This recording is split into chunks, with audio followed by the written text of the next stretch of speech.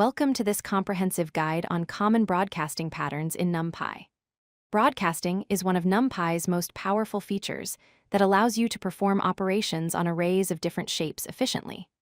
Throughout this tutorial, you'll learn the typical broadcasting scenarios and practical solutions that will help you write cleaner, faster code. By mastering these patterns, you'll unlock the full potential of NumPy and significantly improve your data manipulation skills. Let's start with the simplest and most common broadcasting pattern, scalar broadcasting. When you add, subtract, multiply, or perform any operation between a scalar value and an array, NumPy automatically expands that single value to match every element in the array. In this example, we have a 2 by 3 matrix containing values 1 through 6. When we add the scalar 10 to this array, NumPy broadcasts the value 10 to every element, resulting in a matrix where each value is increased by 10. The scalar is automatically expanded to match the array shape of 2 rows and 3 columns, and the operation is applied element-wise. This pattern is extremely efficient and avoids the need for explicit loops. The second pattern involves broadcasting a one-dimensional array across the rows of a two-dimensional array. Imagine you have a matrix with 3 rows and 3 columns. Now you want to add a vector containing 3 values to each row of this matrix. NumPy handles this automatically through broadcasting. In this example, our matrix has values arranged in rows with 0s, 10s, and 20s. Our vector contains the values 1, 2, and 3.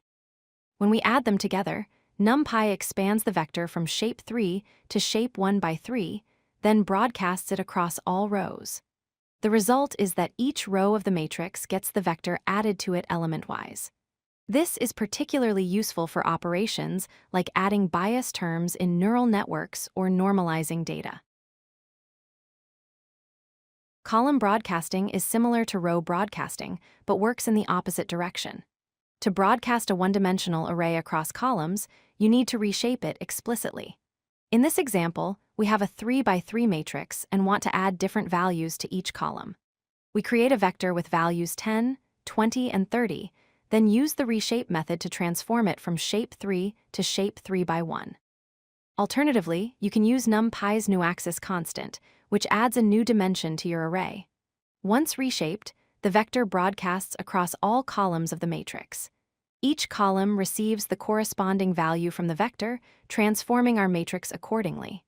This pattern is essential when you need to apply column-wise operations like feature scaling. The outer product pattern is a powerful technique that uses broadcasting to create two-dimensional grids from one-dimensional arrays. By using new axis in perpendicular dimensions, you can generate combinations efficiently. In this example, we create 2 one-dimensional arrays, each containing values 1 through 4. To generate a multiplication table, we reshape the first array to shape 1 by 4 using new axis, making it a row vector. Then we reshape the second array to shape 4 by 1, making it a column vector. When we multiply these reshaped arrays, broadcasting creates a 4 by 4 matrix containing all pairwise products.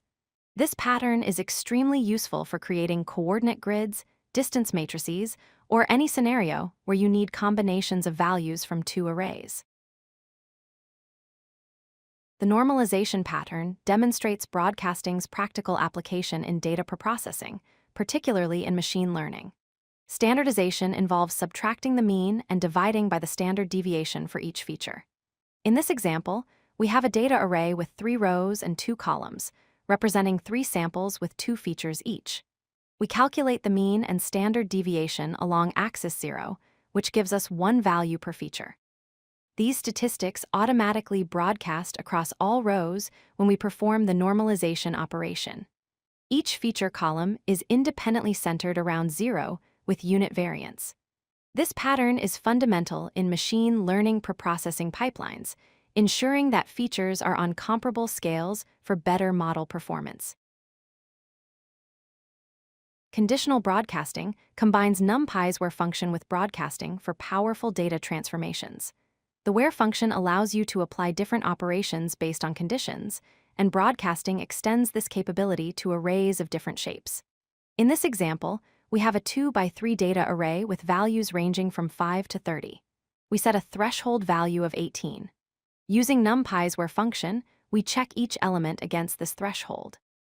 If an element is greater than 18, it's replaced with the string high, otherwise with low.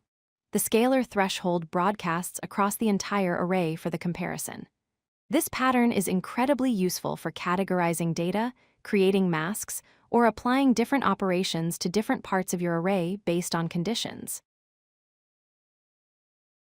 Multidimensional broadcasting extends the broadcasting concept to three-dimensional arrays and higher dimensions. NumPy aligns shapes from the rightmost dimension and expands as needed. In this example, we create a three-dimensional array of ones with shape 3 by 4 by 5, representing perhaps 3 matrices, each with 4 rows and 5 columns. We then create a one-dimensional array with 5 elements.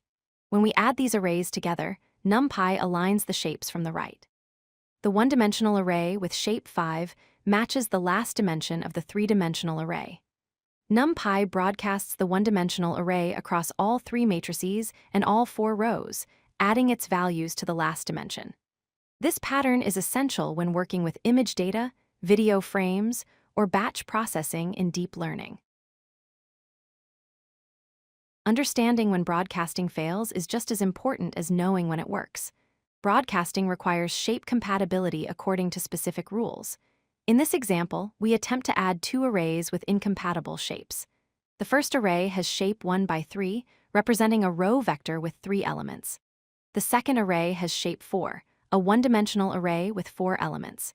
When we try to add them, NumPy attempts to align dimensions from the right. However, the trailing dimension of 3 doesn't match 4, and neither is 1. This violates broadcasting rules, resulting in a value error. To fix this, you need to ensure that corresponding dimensions are either equal or one of them is 1.